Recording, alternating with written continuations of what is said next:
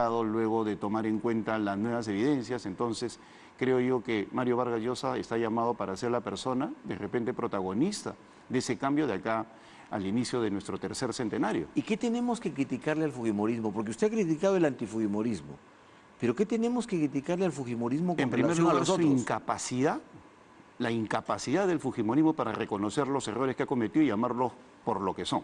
No errores, sino en algunos casos delitos contundentes, desaparición y por lo tanto pedir un perdón claro. Ese es un elemento que el fujimorismo en algún momento tiene que ¿A quién le corresponde pedir evaluar. ese perdón?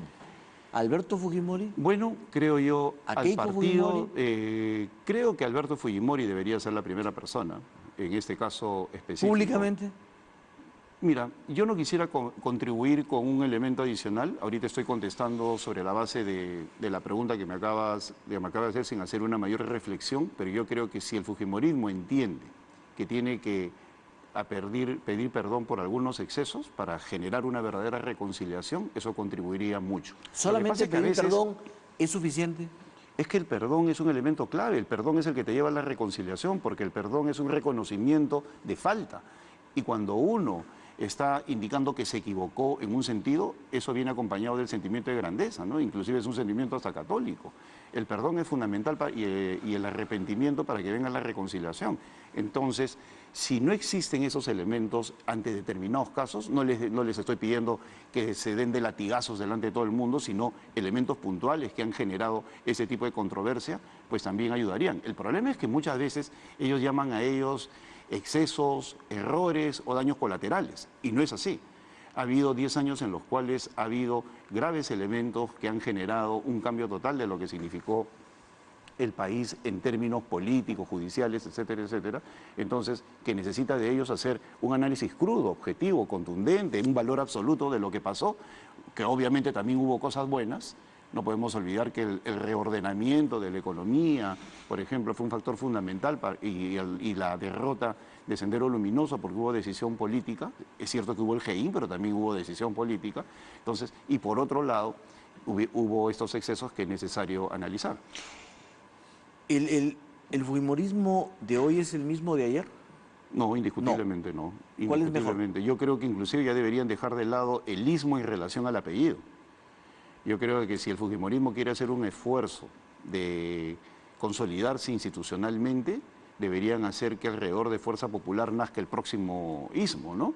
O de otra terminología, porque lo que los amalgama es el concepto ideológico. Yo creo que si el fujimorismo... ¿Tiene ideología el fujimorismo? El fujimorismo reniega, creo yo, que se ha vuelto muy electoral, y en ese sentido le doy la razón a Alejandro Aguinaga, en el sentido de que hay asesores de que están viendo el desarrollo del fujimorismo como muy electoral. Ana Gersi y Pierre Figal. Por supuesto, que yo creo que hace tiempo vengo diciendo que se deben marchar de ese partido y evitar de que Keiko tenga un mayor contacto con sus parlamentarios y de esa manera tenga un enfoque mucho más político. La amalgama de cualquier partido es el aspecto ideológico del cual adolecemos muchos. En ese sentido no es un factor exclusivo del fujimorismo. Si el fujimorismo da ese salto y se convierte y se identifica con un sector ideológico que puede ser el centro derecha o qué sé yo, pues simplemente ganaría mucho en este proceso de institucionalización. Si usted tuviera que calificar la conducta de Kenji Fujimori en una palabra, ¿cuál elegiría? Inmadura. Inmaduro. Inmadura. Porque mira, todo lo bueno que él puede haber generado en un inicio, lo descalifica pues con el avioncito, presentándose con la mamá y cosas por el estilo.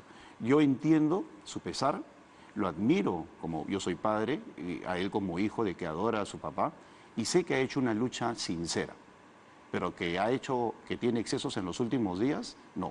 ¿Cree usted que la causa de Kenji Fujimori se agote en la libertad de su papá? Bueno, yo lo que creo es que él se está convirtiendo en el principal elemento de distorsión de lo que podría ser un indulto humanitario. Pero se agota en eso, ¿no da para más, no da para ser un líder político? No, yo no subestimo absolutamente a nadie. Yo creo que él puede madurar y reconocer sus errores y crecer políticamente, pero en las circunstancias actuales considero de que él ha ingresado a unos excesos en los cuales ya choca con la institucionalidad partidaria y por lo tanto amerita una sanción, o de lo contrario, él mismo con sus hechos agarrar un dispositivo partidario y lanzarlo como un avión, está bien. Las tribunas aplauden, ¿no? Como diría Herbert Mujica, mi amigo, ¿no? Las galerías aplauden, ¿no? El circo se emociona, se entusiasma. pero en el fondo le está haciendo un bien a la institucionalidad que él reclama para su propio partido, o cuando se presenta con su señora madre, persona a la cual respeto, pues es una señora digna y la utiliza cuando los políticos buscamos que la familia esté lo más lejos posible de nuestro accionar público. Entonces, son cosas que creo yo no se justifican en absoluto y contribuye a que el tema del indulto se politice en lugar de que esté en el lugar donde debe estar, que es el que ha señalado el presidente de la República, que es en el aspecto humanitario. El cardenal Juan Luis Cipriani ha dicho que el presidente no es el que decide dónde va a ir el Papa. Así de claro. Y ha dicho que hace 2 meses se acordó que la misa con la presencia del Papa será en la Costa Verde. Bueno, con todo el respeto que se merece el cardenal, persona a la cual aprecio mucho también y soy católico, creo que se equivoca de plano. El presidente de la República ha delegado en Alfonso Grados el seleccionar el lugar sobre un esquema de seguridad. Y si la seguridad indica que sea en la Costa Verde o en Las Palmas o en otro lugar, pues será en función de la seguridad y no de querer ser antipáticos absolutamente con nadie, bien, pero, ni querer mezquinarle algo a alguien. Ni pero cosa para por el usted, estilo. ¿qué cosa provoca esta actitud del cardenal? ¿Qué cosa provoca este enfrentamiento entre el presidente y el cardenal? Al cardenal, que es una persona muy inteligente, seguramente le han dicho de que lo que se busca es que él no participe de la misa cuando desde un principio se sabe perfectamente que él va a ser el principal protagonista de esta jornada papal. Y nadie le puede quitar el lugar que tiene el cardenal del Perú. El cardenal ¿Es temor primado. entonces? De repente hay algunas personas que lo han contaminado, pero el cardenal es una persona muy inteligente. Pero muy lo ha dicho perceptiva. ayer. Pero de acuerdo. Es pero decir, eso en no una significa situación que en la no cual cambie. ya el gobierno trataba de bajar la tensión. Bueno, de repente, como te digo, pensando en que la Costa Verde debe ser el lugar sí o sí, cuando el gobierno lo que está haciendo es una evaluación y de repente lo es, no lo sé. Ya lo determinará el gobierno en función de la seguridad. Pero mira, acá lo único que ha habido, y no se trata solamente del gobierno, otras personas, el Colegio de Arquitectos, muchos ingenieros, yo mismo hace como mes y medio indicaba que la Costa Verde no me parece porque es un tema que lleva a mucho riesgo. Inclusive mis alumnos son testigos de cómo yo les dije, en materia de gestión del riesgo, cuando uno anticipa un evento negativo, es preferible que la realidad nos desmienta. Es decir, si yo digo va a haber un temblor o va a haber un sismo, en mi vez es preferible que no pase nada y me desmiente esa realidad a que pase. Porque si pasa, que Dios nos libre, ¿no? Entonces, nos corresponde como ingenieros, como personas que sabemos señalar por si acaso hay un grave riesgo ahí. El tema no es que no pase, como dicen algunos alegremente en Twitter, nunca ha pasado. Bueno, si nunca ha pasado, no hagamos columnas antisísmicas, si nunca ha pasado, pues no hagamos simulacros, si nunca ha pasado, dediquémonos simplemente a hacer una oración y no hagamos trabajo de descolmatación, ni anticipos en el fenómeno del niño, ni cosas por el estilo, si nunca ha pasado, ¿no? Ni tampoco, si la probabilidad de que uno tenga cáncer es de 20% y el 80% no, pues tampoco hagamos los análisis anticancerígenos, ¿no? Vivamos así alegremente a la de Dios. No es así. El tema de seguridad implica la probabilidad del riesgo. Pero es un tema de seguridad, es un tema de protagonismo, lucha por el poder, mira, deseo de tener no la última tengas palabra. la ¿Qué cosa menor es? duda, Enrique, y que todos los televidentes tengan la absoluta seguridad, valga la redundancia, de que este es un tema en el cual se está tratando que eso sea una fiesta, que se goce. Pero yo con me la refería al niña Papa, enfrentamiento sin que signifique entre un sector de la iglesia, que es el del cardenal Cipriani, y el gobierno. No, yo no creo que sea con el gobierno, porque el gobierno, nadie ha tratado mal al cardenal, nadie le ha quitado el lugar que él se merece, todo el mundo reconoce la jerarquía eclesiástica y tiene muy buenos amigos en el gobierno. Y hay una relación de total respeto ¿Ha con sido su un eminencia. exceso sus palabras de ayer?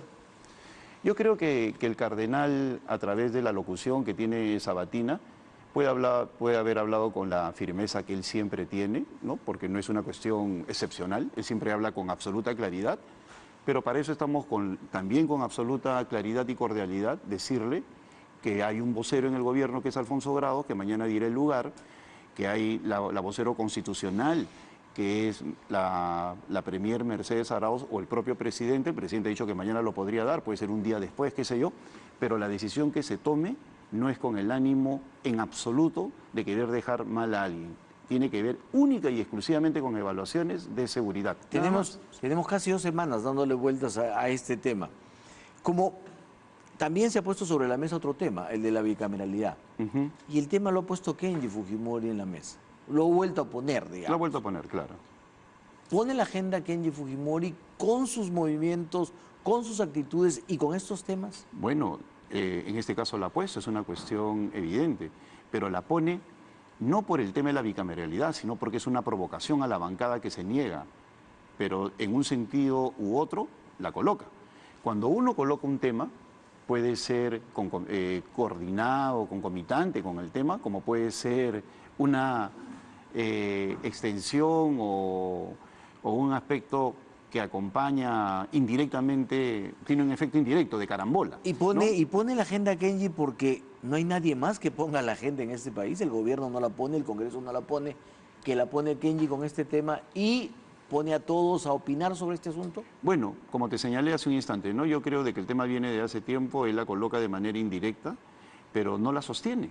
Por lo tanto, no es agenda. Las agendas se consolidan cuando uno plantea un punto, lo discute, lo debate, lo confirma, lo cambia, lo modifica, etcétera, etcétera. La agenda no se coloca porque pongo el tema y 3 o 4 periódicos lo ponen de titular. ¿Eh? La agenda es agenda porque es permanente en el tiempo hasta que se consolide un resultado. Entonces, si Kenji presenta su proyecto de ley y dice que él quiere 100 diputados y 30 senadores, ¿por qué? Yo, por ejemplo, discrepo y podría debatir con él. A ver, no, por ejemplo, yo creo ¿está a favor de la bicameralidad? Sí, pero no en las condiciones que él plantea. Yo considero de que el Perú está absolutamente subrepresentado y uno de los grandes problemas que tenemos es el número que hay en la Cámara. Él dice 100, que me diga por qué 100, yo tengo otro número.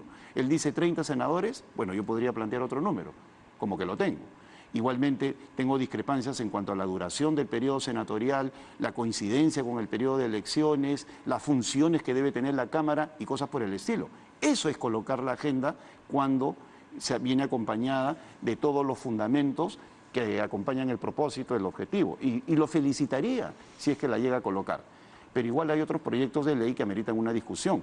Colocar la agenda no significa un titular periodístico que se desvanece en 2 días. Eso no es colocar la agenda. Colocar la agenda es generar las condiciones para un debate público que sea consistente, que se desarrolle y que tenga una conclusión. Luis Galarreta, hoy en El Comercio, dice que el nombramiento de Martín Vizcarra como embajador en Canadá es una decisión poco institucional.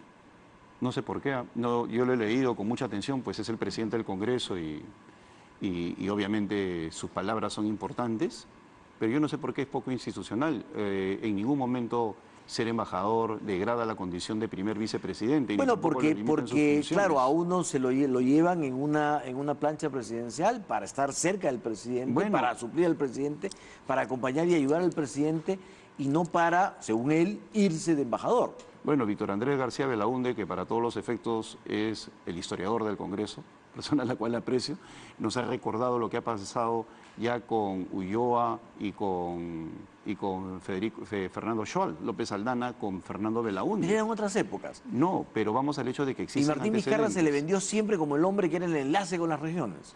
Bueno, pero también ahora se aleja enormemente de las regiones. Pero también se ha dicho de que es una persona que es necesario preservarla, porque si bien se le dijo que era el enlace con las regiones, seguramente en ese propósito entusiasta de ser un enlace con las regiones salió este tema de Chinchero.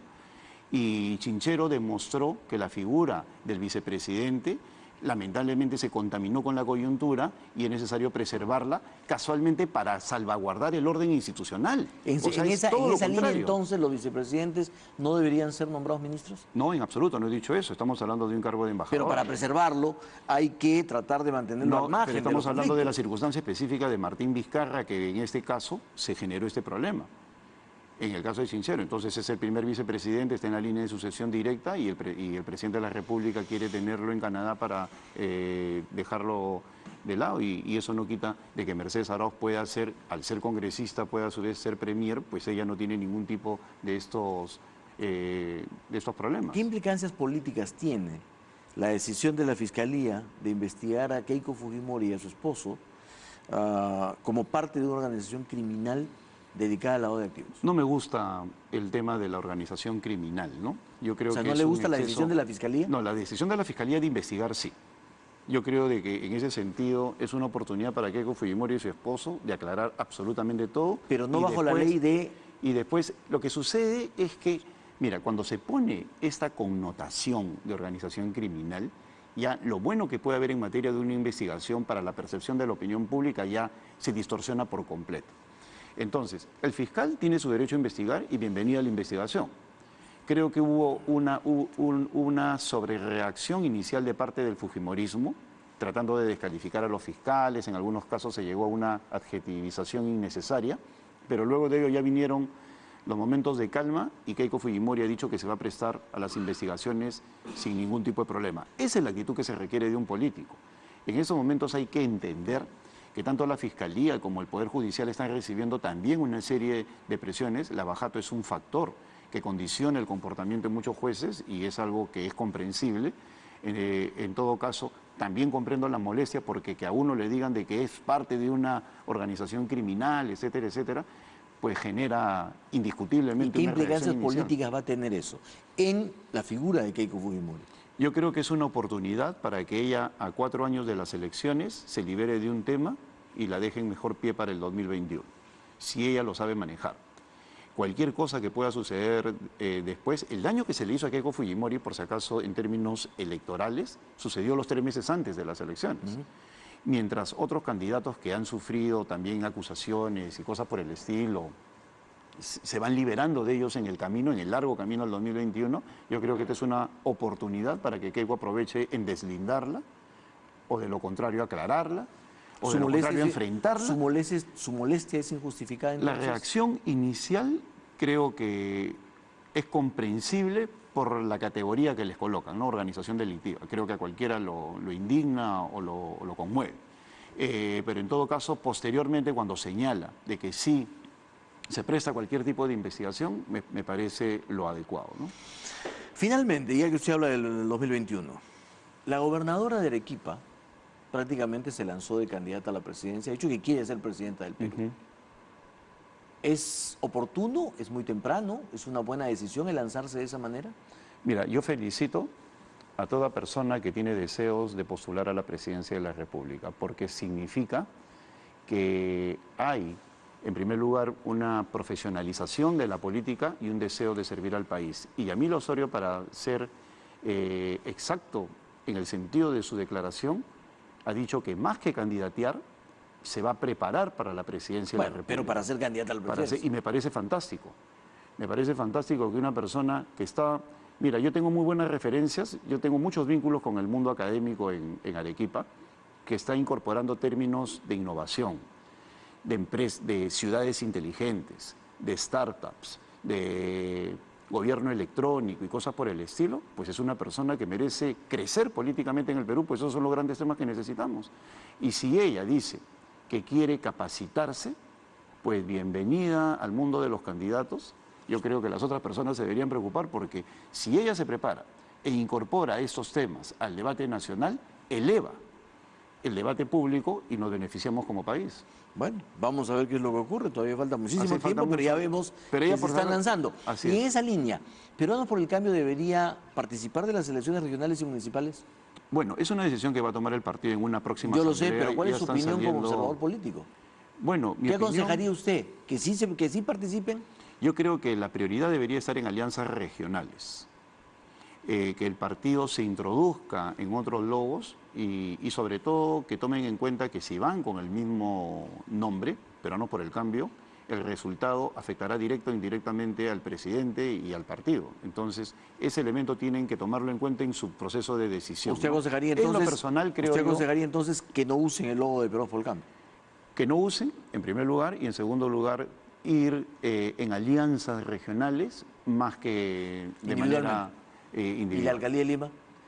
Bueno, ese es un tema que también amerita una mayor discusión, ¿no? Pues es el segundo puesto político del país y creo que amerita una mayor reflexión. Don Juan Chepos, muchísimas gracias por este diálogo, muy amable. Gracias a ti.